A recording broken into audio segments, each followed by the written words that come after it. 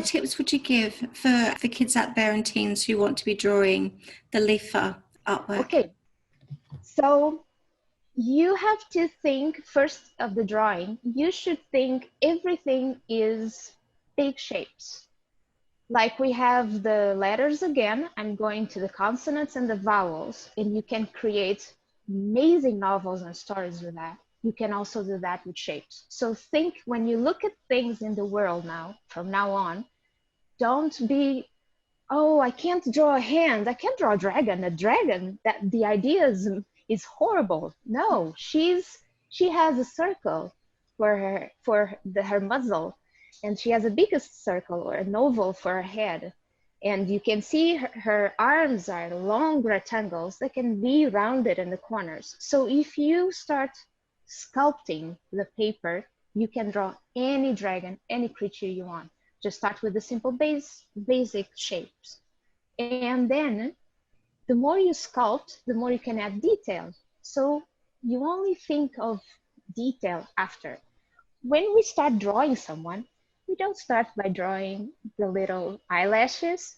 We make the head, right? So that's what we see first of the character. We want to see she has a head, a big head. And then we do the eyelashes and we do the smile and we do everything else. So always start with big shapes, everything that is geometric.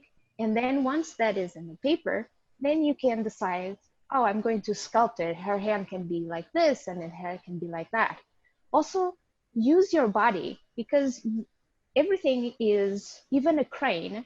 If you think of a crane, you can think that it's your arm doing this movement. So again, you have the geometry and you have your body to complete the visual of the motion of anything you want to draw.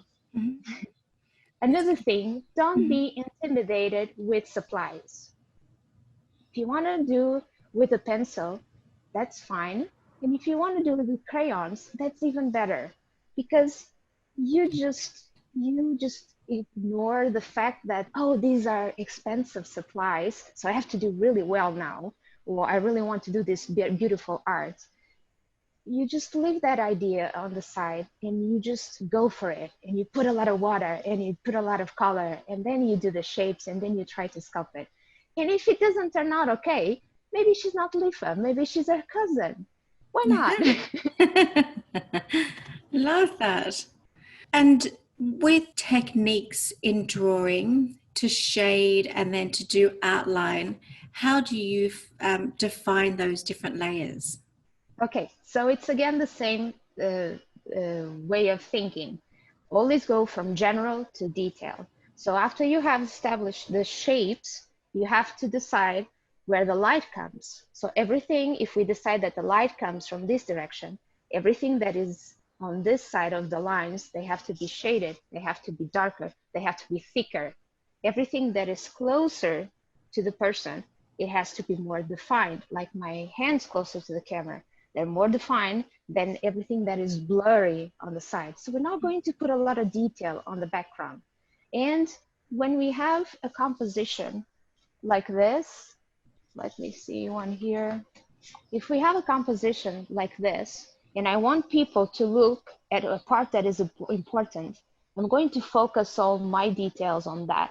I'm not going to put details everywhere, otherwise we get confused, right?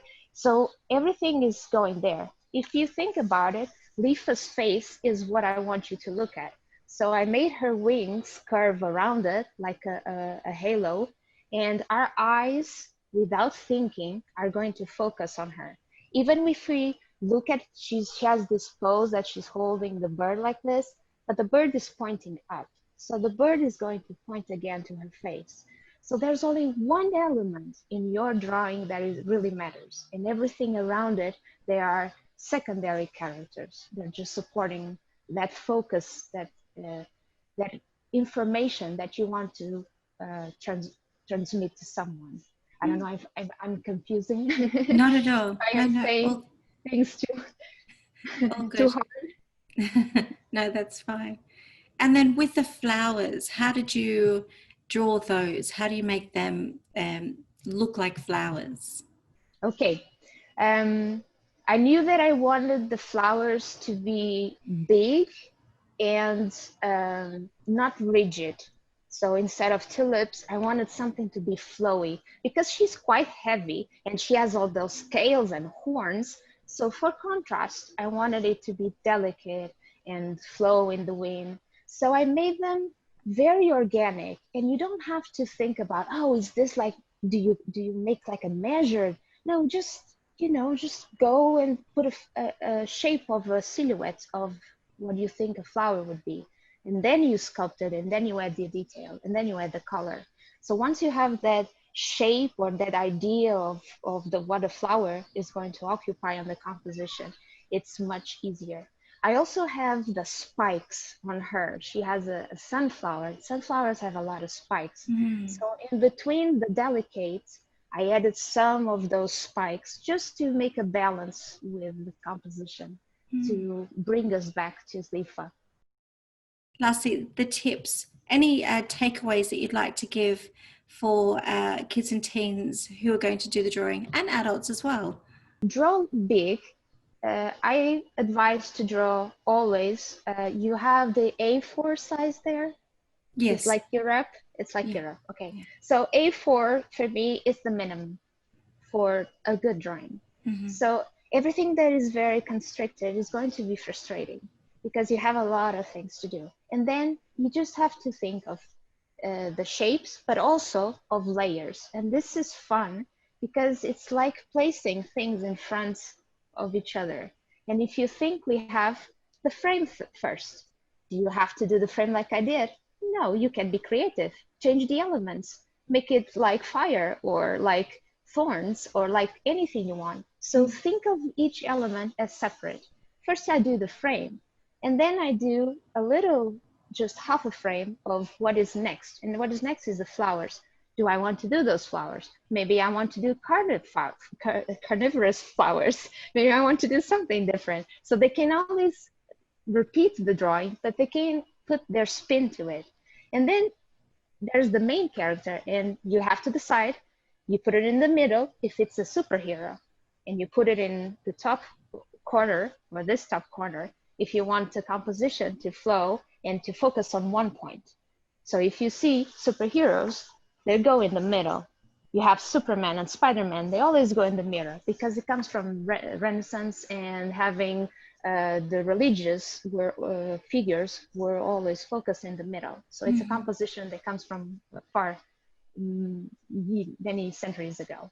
And then you have this character. And what is this character doing? So first you have, oh, this is very complicated. No, let's think of the shapes. But then you have the pose. And then you can do it with your arms. You can do it. You can copy a friend. You can ask a friend to pose for you. And then you be just whimsical about it. You don't have to complicate it. You just put it in another pose. What is she doing? Is she reading a book by the flowers instead of using the water thingy? So people can be creative, and it's not adding things. It's just trying to approach the drawing without the frustration of, oh my God, it's not exactly like that. I failed. That doesn't exist. There's no failing. There's just, this inspired me to create this, and that is an amazing process. And then you can skip the markers, because I could just go from pencil to coloring, and you can do with another medium. It doesn't have to be watercolor.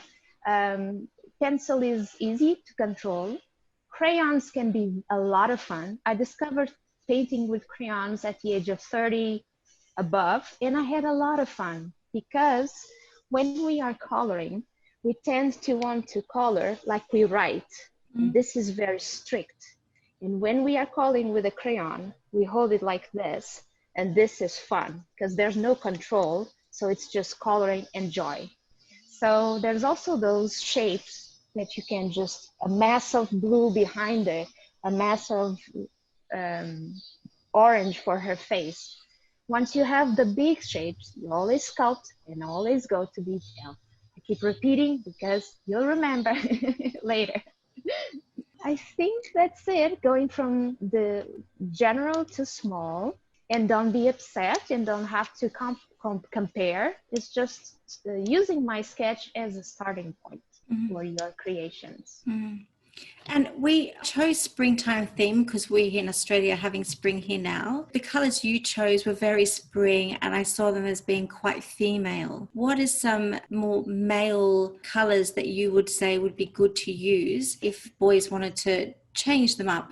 I think that still warms, reds would be good, but then go for purples and greens, because purples and greens create great contrast, and they kind of have a villainy kind of feeling, more like a villainy. So maybe darker, but like the flowers could be these greens and reds. So creating contrast makes it more stronger, if I could say. It creates a contrast, makes it more shocking, because they're shocking, green with reds and purples with polarizing.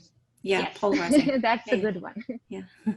Okay, so look, I think that's fantastic. Thank you so much for your tips, Vanessa. It's been absolutely lovely catching up with you, and I look forward to doing something again with you in the future. Me too.